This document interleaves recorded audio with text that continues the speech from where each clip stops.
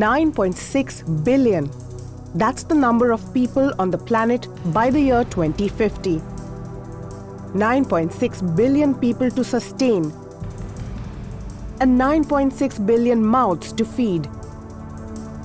Meanwhile, the lands that will feed this population won't grow in the same way. Global warming will melt polar ice caps, and sea levels will rise, drowning the space reserved for crops. How do we plan on preparing for this future? Does the science of today have answers for these problems of tomorrow? That's a question of science.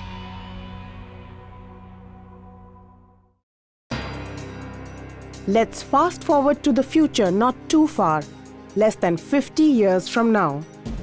The planet will go through rapid changes on two fronts. Population will increase by 2.3 billion people to touch nearly 10 billion. Even as rising sea levels will swallow up significant chunks of coastal and island farmlands. Where will the food needed to sustain our future come from? The hunt for the answer is driving scientists across the world in a race against time. As climate change advances, agriculturists, conservationists, bioengineers, and molecular scientists band together to create a food-secure world for future generations. With a vast coastline and one of the largest populations in the world, Indian research groups are at the forefront of this quest. Two such teams in different parts of the country are engaged in novel studies with radically different approaches but the same goal. At Hyderabad's Center for Cellular and Molecular Biology, scientists are devising futuristic technologies to revolutionize seed production. Meanwhile, along the shores of Kerala, researchers are turning back the clock to centuries-old traditions to stem the rising tides. One study is all about cutting-edge genetic engineering. The other is about going back to basics by reviving the past. The picturesque backwaters of Kerala are some of the most famous in the world. They're renowned not just for stunning natural beauty, but also for their incredible natural bounty. These are the deltaic land and waterways of Kuttanad, a remarkable ecological corridor between the Arabian Sea and interior Kerala. 5 rivers crisscross these wetlands, which are dominated by the Lake Vembanad. In recent times, Kuttanad has received a lot of attention from conservation scientists. It has become the focus of study for the M.S. Swaminathan Research Foundation and has been declared one of the 26 globally important agricultural heritage sites by the Food and Agriculture Organization of the United Nations. What makes Kuttanad so special?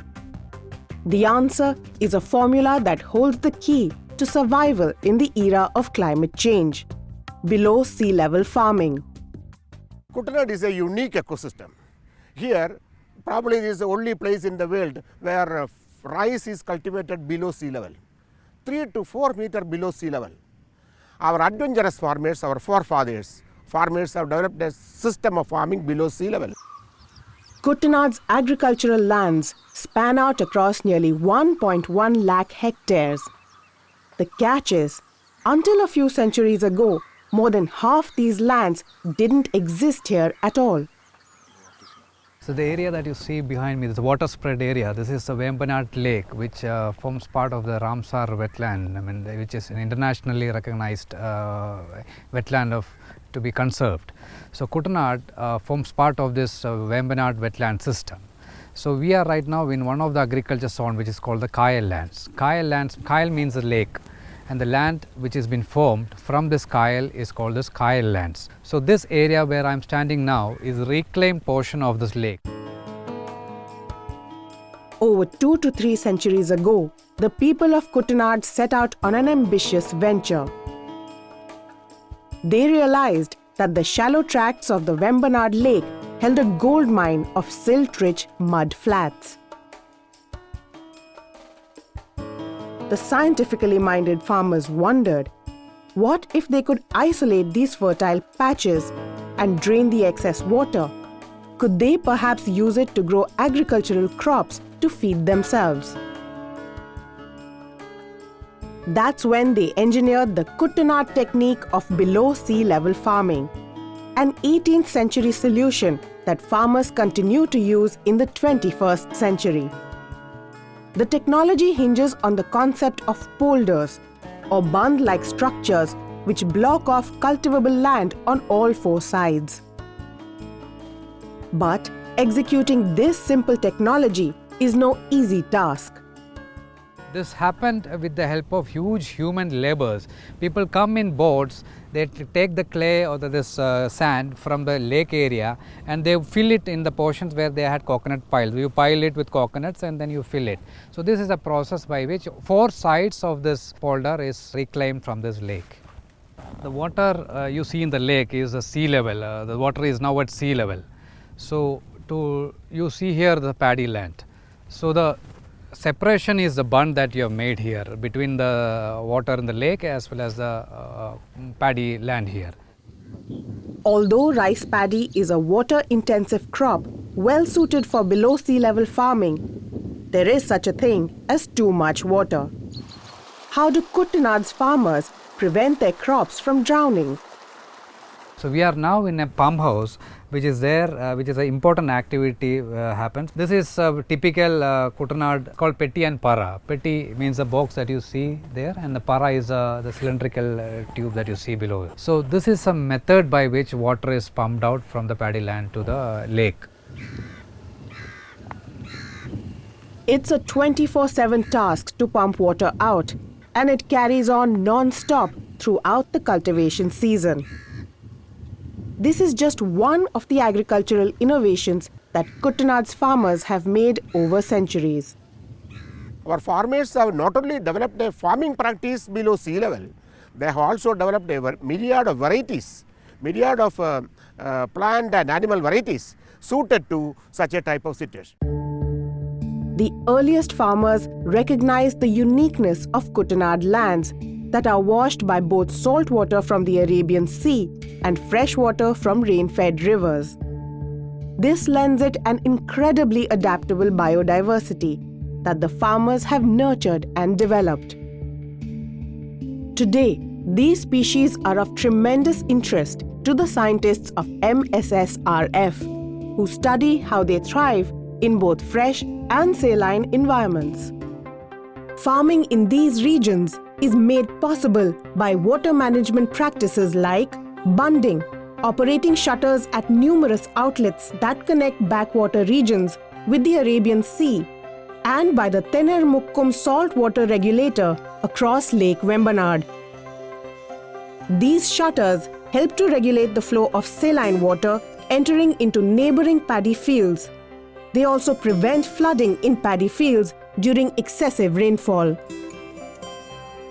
But what has all this got to do with climate change? Kuttanad could offer us a glimpse of what farming will look like when sea levels rise to swallow coastal farmlands. There's a lot to be learnt here, especially when it comes to local farming techniques like Pukkali, named after the Pukkali variety of rice that grows in below sea level farms. Pukkali is a traditional paddy variety, something like 3,000 years old variety, 3,000-year-old variety of Kerala, which is capable of tolerating salinity. This variety is capable of withstanding salinity up to 6 parts per thousand. Generally, it is 32 parts per thousand in the sea. I would say ecologically this area is very, very important, because this is the place where water is stored for 6 months, fresh water is stored for 6 months. So that, sea intrusion into the interior, into the river system is actually resisted by the natural formation of the Pukkali lands. So Pukkali land is not just production for rice. Pukkali lands create a halfway house of plant species that can adapt to multiple environments. On the seashore, there are a number of plant species like Ipomia, like sweet potato, that grow also in seawater, slightly in saline water. So now scientists are looking into varieties that grow in these places. These are going to be varieties that is going to become relevant in future. Also relevant for the future, fisheries, the most important local livelihood in Kuttanad after agriculture. Kuttanad is home to a rich variety of aquatic life, including the pearl spot, Kerala state fish, and the fastest growing giant freshwater prawn, which can also live in saline water. A large number of locals have clam fisheries that grow black clams. Like their counterparts, these clams have qualities that will become critically important as global warming rises. They prevent eutrophication of water bodies, which cause unwanted growth of underwater plants and algae. They take care of the eutrophication problem in the lake. They absorb all the algae. We have got some of the species like the small pelicipot or the bivalve, which actually do bioremediation of the water bodies. Ducks are also very important system in this area. There is a duck breed called Chara and Chembelli, which is unique to this area, which is the world-renowned variety because they are tolerant, they are very hardy varieties. For centuries, locals have built expert knowledge on these specially adapted animal and plant species. But when MSSRF first began working here in 2007, they realized the very lands they hoped would save their future were in trouble today. Agricultural trends in the last 50 years had focused on hybrid varieties of crops that depended on chemical fertilizers and pesticides. Carried out intensively, this agriculture had high yields but also high threats. High salinity, stagnant and polluted water, and the constant threat of flooding of low-lying areas have impacted Kuttanad in a big way. And some of the new species of plants and animals introduced have harmed rather than helped the ecosystem. It didn't take long for MSSRF scientists and the local farmers to come to the same conclusion. Balance needed to be restored to the Kuttanad system. When we go for the livelihood improvement, we have to see it is managed in a balanced way, not the production and productivity dimension alone, but the perpetuity dimension. Now Foundation MSSRF is trying to bring that dimension. Focusing on perpetuity or ensuring that the system continues in the future means finding a sustainable solution. This needs a joint approach with both traditional knowledge of the farmers as well as modern-day technologies of the scientists. What we are trying to do is we are trying to empower the local communities and also trying to advocate the policymakers and other kind of the peers where how a system from the mountain to the sea could be seen first as a system perspective and how best we can bring together the multi-stakeholders. One of the major development has been the development of the rice fish farming model. Development of rice during the most appropriate time and then fish during the rest of the time, which has caught up enormously here because it reduces the cost of production of rice tremendously. In the years to come, great things are expected from MSSRF's institute. But who stands to gain the most from Kuttanad's lessons? The coastal areas in the Asia Pacific region, I would say by and large, and also the island nations, smaller island nations. We can visualize the Kuttanad type of system, Kuttanad integrated farming system, multi-commodity farming system, every polder producing myriad of food products, diverse food products, one complementing the other, one activity complementing the other. And a time will come, I am sure, that farmers and the people will realize water is not a curse. Water is not a curse. It is not something to be bailed out into the Arabian Sea, but it is something to be stored and utilized. Time now to leave these ancient waters behind and travel to the Center for Cellular and Molecular Biology or CCMB in Hyderabad. Here, there's a different kind of study in progress, a future-forward solution for food security that lies deep inside the plant cells. In the labs of Dr. Imran Siddiqui, nature's most fundamental processes of reproduction are being challenged. The team is studying apomixis, a rare phenomenon in nature that bypasses the laws of sexual reproduction and instead gives us seeds that are clones of its parents.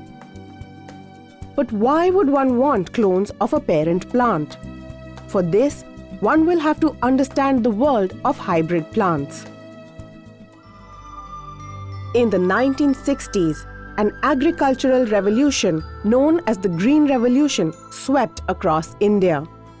At its heart was the concept of hybrid plants. Hybrid plants aren't found organically in nature.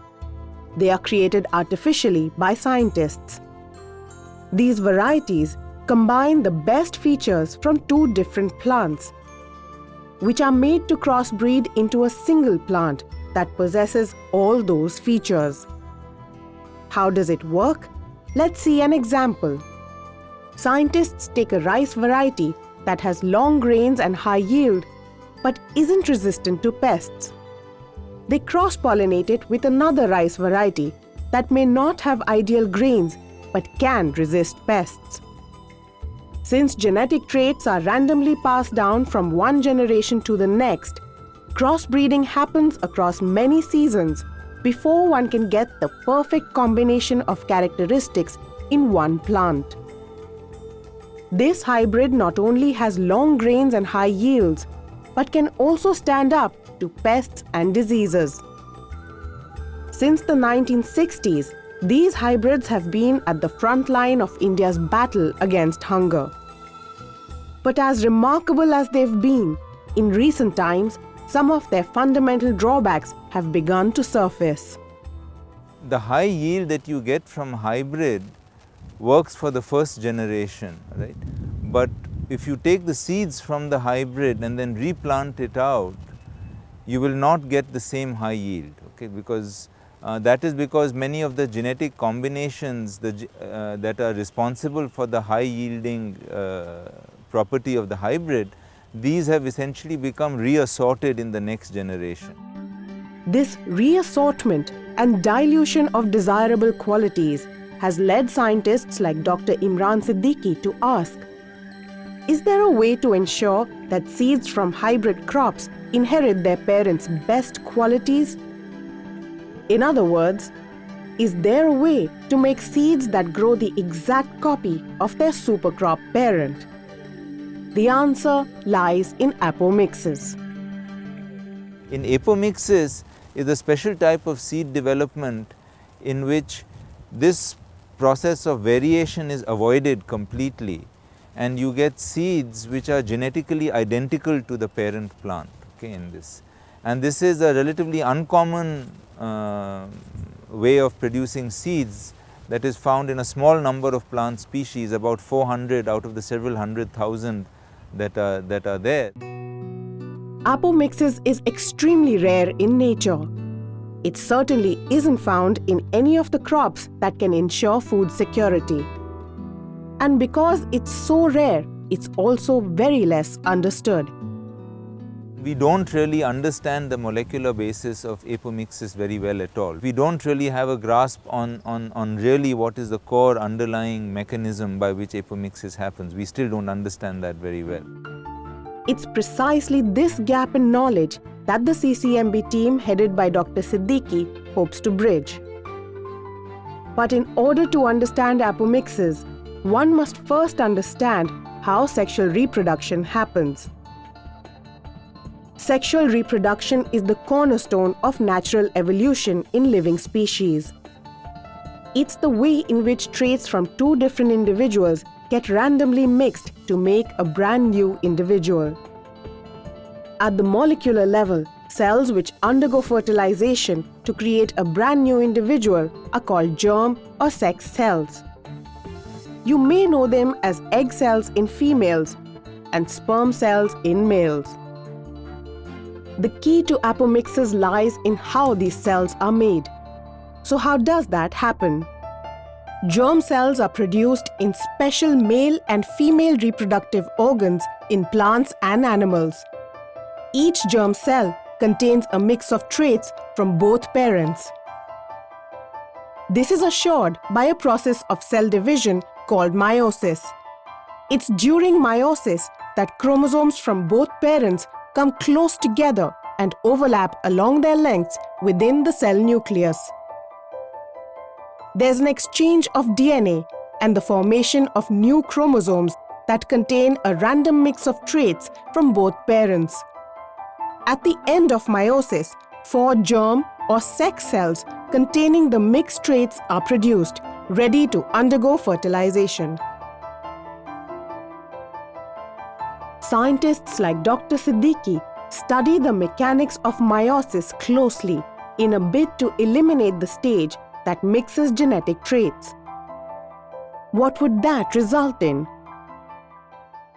This process of meiosis is either modified or avoided altogether, and what you get is a germ cell, an egg cell being formed that retains both copies of parental genetic information. So there is a lot of interest in being able to identify the genes that could be manipulated to give rise to apomixis, and then to be able to do this manipulation in food crops.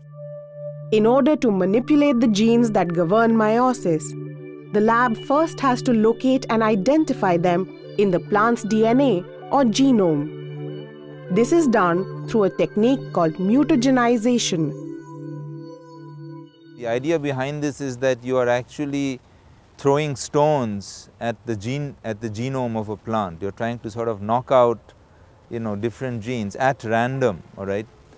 And so you do this essentially in a large scale randomized exercise. The idea of hitting random segments of the plant genome is to see what happens when certain genes are disabled. The disabled genes lead to mutations or abnormalities in the plant. It is these mutants with genetic abnormalities that are then closely studied. What we start out with is we take plants that have been mutagenized and we look for mutants that show altered fertility. Some of the mutants that we have identified are ones in which you can actually get apomeiosis to take place. That is, you get an egg cell, you get an egg cell being formed without any meiosis happening, so that this egg cell now contains both copies of the parental information. And this is very important in order to be able to get apomixis. It has to not only carry 2 copies, but those 2 copies have to represent both the mother and the father. Once a mutant of interest is identified, it's picked out of the herd. Its fruit is taken to another section of the lab, where it is dissected under a microscope. The next step is to go into its cell DNA to chase its genetic roots. Once you have identified a mutant and you know that you've done some initial genetic tests on the mutant, which tell you that the number of genes that are involved, and in the simplest case there might be 1 gene that is involved in this thing, then your job essentially becomes to identify the gene at the molecular level. And that essentially involves a series of genetic process where you essentially map the mutation to a particular region of the chromosome. By chasing the genetic root of desirable mutations found in the plant, Dr. Siddiqui's lab begins to understand which genes can stop the mixing of traits. So one of the genes that we actually identified was a gene that actually blocked this process of reassortment that normally occurs in meiosis. And what we showed was that you can actually, if you mutate this gene, you can actually get egg cells that have 2 copies of genetic information and which retain the genotype of the parental plant. Although scientists around the world have been trying to understand apomixis, the Indian discovery brings them closer to it than ever before. But there's one more mysterious step in apomixis that is yet to be cracked. The second component of apomixis is the ability of this egg cell, which carries these two copies of information, to develop into a seed or an embryo without the need for being fertilized by a pollen. With this second mystery of apomixis yet to be solved, we may have to wait a while before we see clones of hybrid crops across India's agricultural lands. In terms of being able to actually translate it into practical terms and get it to happen at the at an agronomic and in the field, that is going to require substantial more advances, both in terms of the efficiency of the process that we are able to generate in the lab. What we have shown is that is to provide essentially a proof of principle of being able to get these clonal seeds. No one is waiting more eagerly for that day to arrive than the Indian farmer.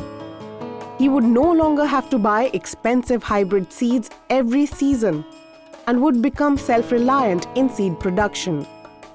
The second thing that apomixis would also do was that it would actually accelerate the very process of plant breeding. You would be able to get this uniformity even if the two copies are not identical, all right, in this way.